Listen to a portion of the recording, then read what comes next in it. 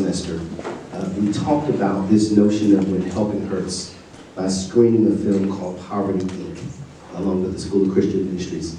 And we talked about what happens when developed nations try to help and often create more harm than good in developing nations. Well, I'm excited because today we have a speaker and an organization that is helping and making a positive difference in a way that we talked about in the fall, but didn't really get to see. So I'm very excited to have that happen tonight and for you all to be inspired by this amazing work that's going on around the world. So before we get to that though, I wanted to have a word of prayer and then to hand off to none other than your Student Leadership Circle President, Madison Augusta. So before I pray, can we give it up for Madison as she begins? Lord, we're so thankful to you for this opportunity tonight to share and to see what it looks like when we honor you for real and we make a positive difference in the world. I pray that you bless our speaker, you bless everyone present, that you help us to see and know what it looks like to be your hands and feet in the earth, to love in a way that would honor you. Please bless us and keep us and open our minds tonight to these wonderful things, we pray. In the name of the Lord, amen. Amen. So with that, please welcome Madison Augusta. Hi guys, just wanted to welcome you all to our last Faith and Enterprise of the semester. Just a quick note about Faith and Enterprise, really this event is here for you guys. So if you guys have topics you want to learn about, if you have certain areas of interest or anything like that, feel free to email somebody within the School of Business Administration, or we have Madison Webb here tonight from the Water Mission. So she's going to share a little bit. She has a PowerPoint. She's going to have some videos and stuff like that to kind of walk us through, and then we'll have a little Q&A session at the end. But yeah, we're really excited, and here's Madison Webb. Thanks for that warm welcome. Also named Madison, which I don't always meet people who share my name. So it's great to have another Madison in the room. I realized this morning that it was World Water Day. Sometimes when you work in water, it's right under your nose, and then you forget that it's just here. And I didn't know that that was going to be the case when Dr. Gramley asked me to come speak to you guys. But I think it's really fitting, and it just kind of perfect, and I know God probably worked it out that way. So thank you for allowing me to share with you about Water Mission. I was putting together my talk and was just reflecting on the days when I was a student. I graduated from college over 10 years ago, in 2011, and like maybe many of you had this burning desire to serve the world and to go fight injustices and inequities and to bring awareness to things that were happening that I felt like a lot of people ignored. And I've just found myself over the years in organizations and in projects and volunteer opportunities doing that and living out that, what I feel like is a calling on my life. And when you tune into that, what Christian believers call calling, you get this sense of confidence in your journey and in your path and a conviction that what you're doing matters.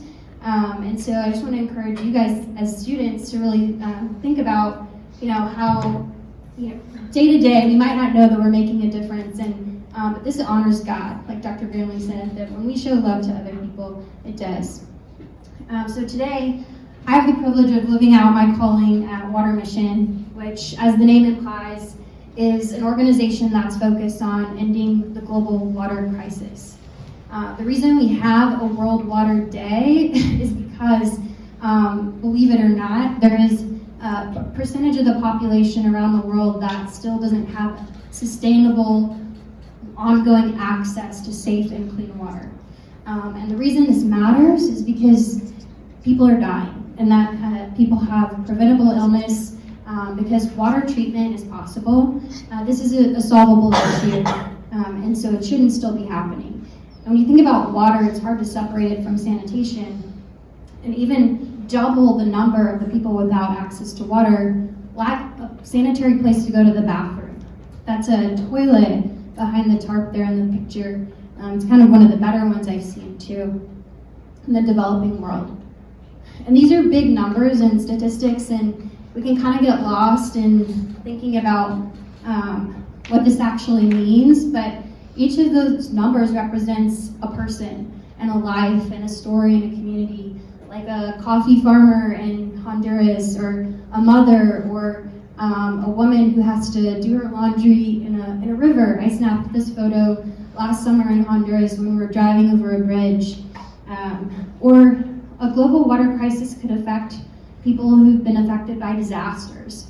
When hurricanes hit or there's floods in communities, oftentimes water is one of the first things that's shut off. Remember last year when the storms happened in Texas and the pipes froze, and for the first time in a lot of Texans' lives, they didn't have access to running water.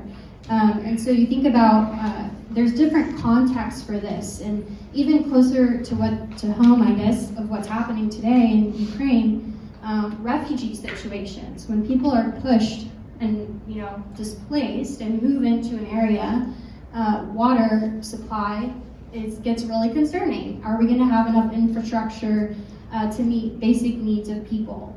So this is the stuff that Water Mission is focused on. And about us, we're Christian. We are motivated by the Great Commandment and the Great Commission.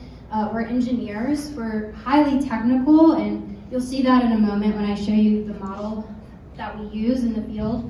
And I think that's a differentiator for us in the water sector of the humanitarian world. And we're also a nonprofit, and that's because we rely on generous donations and resources to be able to provide the service that we provide and the capital that we provide in communities to people who can't afford it. So you don't have to be in this space long, and I heard in the beginning, and I've heard from Dr. Gramling, that you guys have seen Poverty Inc. Or maybe read When Helping Hurts, but you don't have to be working in this space long to realize that there's a lot of efforts of goodwill that do more harm than good. And that's the case sometimes, unfortunately, with water projects as well. And there's a statistic out there, and sometimes I don't even like sharing it, that almost 50% of water and sanitation projects that are done in the developing world fail. And it makes you wonder, like, why that is. And the book When Helping Hurts sort of addresses that poverty is complex. It's like you can't just think of poverty as lack of material resources. There's a lot of things that go into what makes poverty a reality for people, and it usually stems from broken relationships. And I think that we in the humanitarian space often miss the mark sometimes when we just see poverty through one lens, through the lens of material resource. And water fits into the poverty cycle sort of as a baseline intervention. And whenever I talk to people about what water does, you think about health, economic outcomes, education. A lot of those things aren't possible without water. In a disaster response, people start sending canned food and diapers and clothes and putting people into shelters. Well, none of those things can really happen or function well if you don't have access to water. So we really see this as an entry point into breaking the poverty cycle. And when you ask yourself again why, and I know this is getting a little theoretical, and I'm going to get to showing you some of our work in just a second, but at Water Mission, over the last 20 years that we've been around, we've sort of seen lessons learned in the field. Why are projects failing? This shouldn't be happening because it's a waste of resources. There's sort of three things, and we call it our three-legged stool, that have to be in place for a project to sustain itself. One is technical design. Projects have to be, water is very technical, and we think about the water systems and how they function. They have to be designed with engineering standards. Community development, this is a buzzword in our space, but what this really means is that people have to be bought in, educated, empowered, and equipped to manage it. You can have a beautifully designed system and people don't know how to operate it, it'll fail. And then project management is really how I think of it as the systems and the processes that have to be in place for a project to sustain itself. So let me take you to some of our work and show you how we work around the world. We have 9 country programs. We have done work in 58 countries, and some of those are short-term or disaster response type projects, but our bread and butter is really long-term solutions. And these are where those red arrows are where we have 9 offices with staff that are locals, indigenous to those countries, in place, working on water projects in communities. Right now, we are wrapping up some work in the Bahamas after we've been there since Dorian hit in 2019, and we do have a relief effort going on in Eastern Europe with the Ukrainian refugees. So I'm going to take you to a few examples of projects. And to start, I'll go to Tanzania. Has anybody been to Tanzania? One person. Which part? Dar. Okay. So the project I'm going to show you is actually a refugee project. This was an emergency response project that turned into a long-term solution. But the genesis for this project dates back to 2015. You guys were in high school? Something like that. And there was a political crisis that erupted in Burundi, which caused hundreds of thousands of refugees to move from Burundi into Tanzania. It's not unlike what's happening right now in Eastern Europe with Russia invasion of Ukraine. This is a picture from the border of Tanzania of just tens of thousands of people showing up with nothing but the clothes on their back. And I've got a little video that might put things into perspective. More than 60,000 Burundians have sought refuge in Tanzania. Initially, they arrive on the shores of Lake Tanganyika. UNHCR has been ferrying them to Kigoma, where there's shelter, medicine, and clean water. But the 2 ships working around the clock can only transport 1,500 refugees a day. Tens of thousands remain in Kayunga, a serious concern for aid agencies. So Water Mission was watching this situation unfold, sort of like we're watching what's happening in Eastern Europe. And what we saw, these refugees were dropped off in temporary refugee camps. So this place is called Nyarugusu. It's in western Tanzania and it's still there today. The conditions were pretty bad. Temporary shelters with thatched roofs, and of course there was no clean sanitation facilities or running water. So we decided to respond. We do disaster response. So I'll show you how we did that. We air freighted in 10 water treatment systems. So those 10 cages in the middle there, those are the water treatment systems. And what's happening in this application is it's sourcing water from the river, which is just on the other side of the bank, pre-treating it and settling, filtration and chlorination, and then storing the treated water in those tanks, which was then piped into the camp. There was 7 miles of pipe that we laid with the community's help, and we're able to distribute safe water into the camp in a matter of days. So when you talk about this being a solvable crisis, you can see how quickly we were able to get safe water flowing to several thousand people in a couple of weeks. This is another view of that same application. You can see the refugee shelters in the background there. About people leaving their homes in Ukraine right now, just not knowing when they're going to be able to return. But in this type of situation, an emergency solution can only last for so long. So we needed to do something more sustainable for the long term. So a year later, we got a grant to go back in and convert that temporary solution to a permanent solution. And what that meant was drilling boreholes, which in Africa, wells are called boreholes.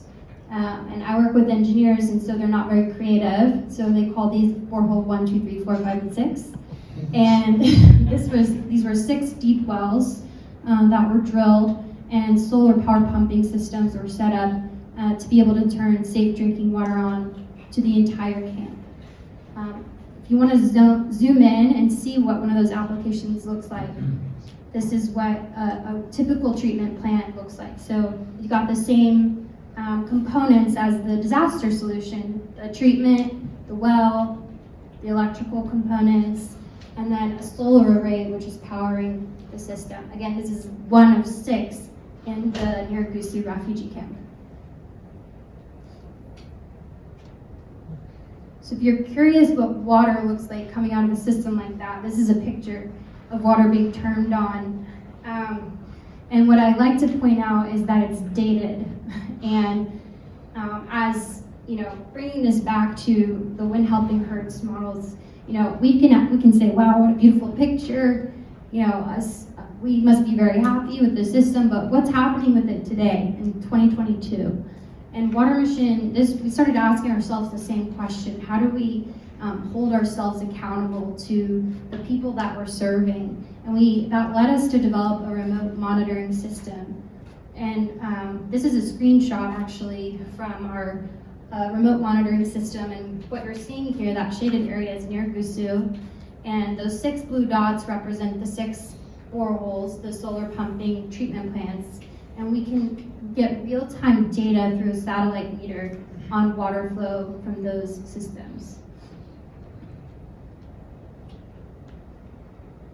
So that was one example of a project we did, and it's a pretty large project. There's a refugee camp that has over 150,000 people, but I want to show you a smaller community because a lot of the work we do is tailored and customized to that community's needs. And unlike in a refugee settlement where we're kind of treating it as an emergency situation, like we need to get water turned on as quickly as possible to as many people as possible. In a different setting, like a community, we're more focused on a long-term solution that's self-sustaining. That Water Mission isn't relied on to keep turned on. And so I wanted to show you this screenshot of the map. That red star is Nyarugusu, but those blue dots represent other nearby communities where we've done safe water projects. And I'll take you to one called Zeze, and I have another little video to show you. This is a spring in the community of Zeze, one of the major water sources for the community. This lady is in line, or has been in line, dipping. Now she's reached the spring and is dipping water that she uses for her family, for drinking, cleaning, cooking, and washing, bathing. And then behind her is a line of people who have come to fetch water. And you can see them stretching out behind this spring. This water source is one of the major water sources for Zeze. It is heavily contaminated, and people literally fight over access to this water. They do that is through providing labor. They help us build and construct. They help us in things that don't require skills, technical skills. Oops. I have a couple of videos to show you some other ways that community members get involved with the work.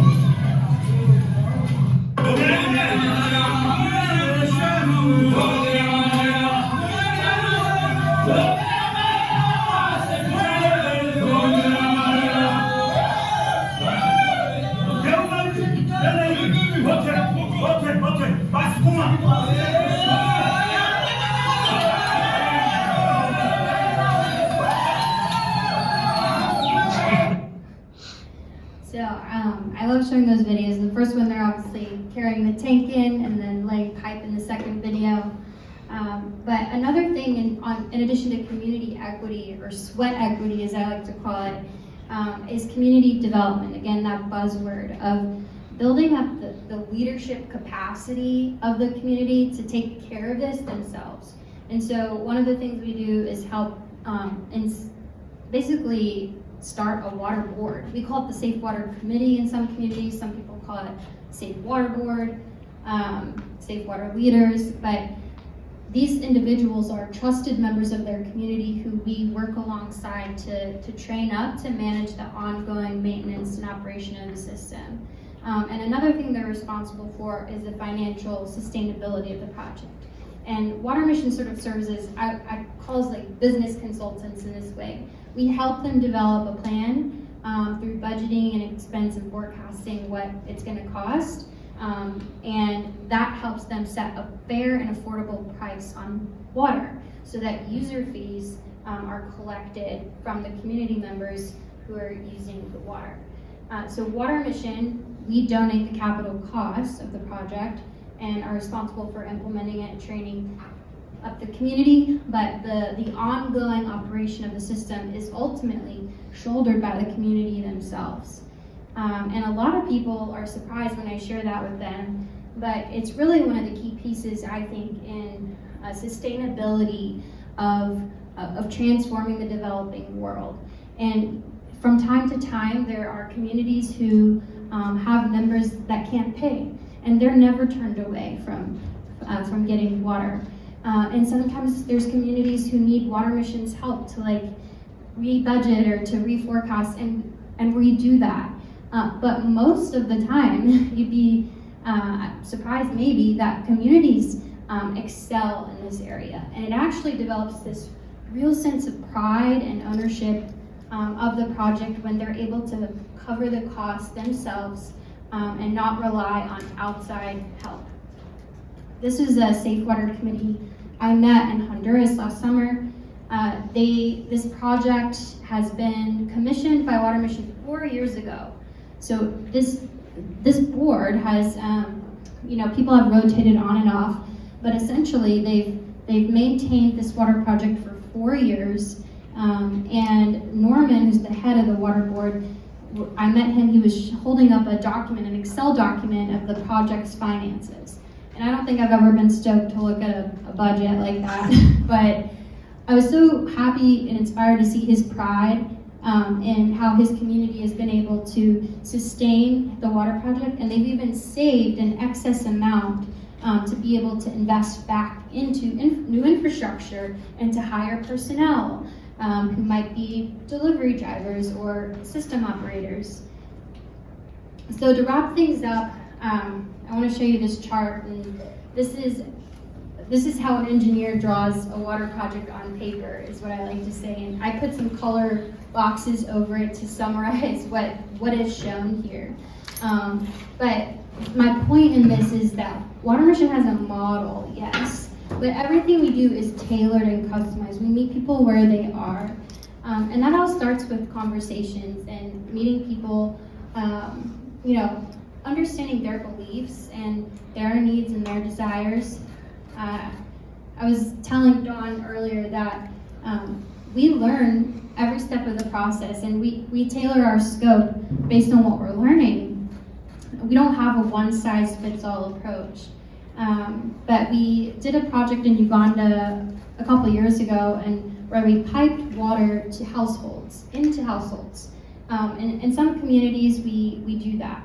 And as a Westerner, you think, oh, that might be the ideal situation. You have water coming out of the faucet in your bathroom. You don't have to leave your home. But in this specific community in Uganda, we noticed that women, when we went to follow up, kept going to the tap stand. And so we did our follow-up survey and found out that women liked gathering there as a social hour. And it was important for them to be able to have that time in the day. And so it's a challenge for us all to think about, we might think we know the best solution for a community, but it might not be what we think. And finally, I will close with, you might be wondering, where does the living water fit into this? And I introduced Water Mission as a Christian organization. And I saved it for the end sort of intentionally because I think that's how we do evangelism is we lead with water, following Jesus' example of meeting people's basic needs and meeting them where they are. And when we do that, we build incredible trust with the communities we work in, and it lays the foundation for us to be able to share the gospel. And some of the ways we do that are, just like with water, the solutions being different in every community, the way we do ministry is different in every community. Like this is a picture from a refugee settlement where we screened the Jesus film. We often will do trauma healing workshops for people who've endured incredible pain or hardship. We'll pass out audio Bibles to communities that are preloaded with biblical content in their local languages and encourage listening groups, so they have small groups. But what doesn't change is that we're always looking to partner with the local church and to really make the church the champion of the water project, and so that people begin to associate water and health with the Church of Jesus. So this is a church in a refugee settlement, if you're wondering what it looks like. And I'm gonna pause there and turn it back to you guys for questions.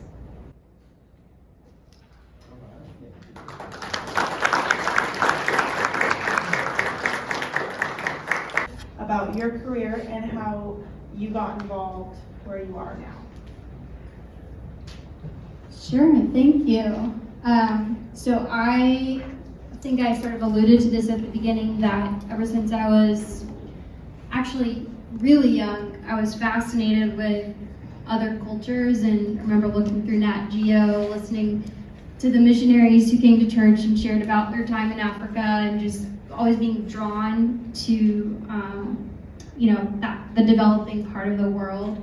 And as I got older, I became aware of some of the terrible things that are happening around the world on our watch, and became really convicted in watching those happen, and became a student activist, and just sort of became this bleeding heart person. But after college, I started working with the Red Cross, and that was my gateway into the humanitarian space. And since then have just found myself in jobs and opportunities that are focused on making the world better. So from the Red Cross, I went to an international policy organization that was also focused on water, and ended up at Water Mission 2 years ago once I finished my master's in global health. So I would say part of it is God leading me to these incredible opportunities, and part of it is a real desire and passion that I have, that I've sought them out. How have you seen God work in your job or career path? I mean, I honestly feel like the only way I am where I am today is because of God. And looking back, sometimes you wake up and you're like, oh, yes, God led me here, and you start to see patterns and steps that were only possible, and you don't see them until after the fact sometime, that this presented itself. It's a privilege that I get paid to do this work, honestly. Because it's what I feel called to do, and every day I'm like, how do I get paid to do this? How can we as college students get involved, whether it's with Water Mission or just in general in the humanitarian space? I think with Water Mission specifically, we don't have a ton of go and see opportunities, right? Because we're trying to get away from this sending groups in. But we do have ways that people can sign up to pray and Bottles of water. Why doesn't that solve the problem? Could you dig in a bit more on why that's not necessarily a good approach? I think that in certain situations that might be a good approach. like maybe in people are gathered in a shelter, they need emergencies, they need emergency water. But in a long-term context, when you're looking at changing the water solution, it's not sustainable. You know, bottled water is not a sustainable solution. One of the things we like to point out about when we say safe water, like what does safe actually mean? It's, if you look, the UN has a definition of safe water that doesn't just mean it's safe to drink, but it's safe to access. It's safe to go to the water source. It's nearby. Sending bottled water, I think that might be a good like temporary solution in a certain context, but in an ongoing way, it wouldn't be sustainable over time. I was last summer in Honduras. I met a couple who I asked, you know, we were preparing to do a water project there. And I asked, what's the water situation like? You know, the water was contaminated. Do you see people getting sick? And they were like, no, we know our water is contaminated. We're not drinking it. But we have to drive to town. It's 20 minutes away. We have to buy bottled water. It's so expensive. So for them, the global water crisis was keeping them in a poverty cycle. They were relying on locally bought bottled water for their basic needs. So it just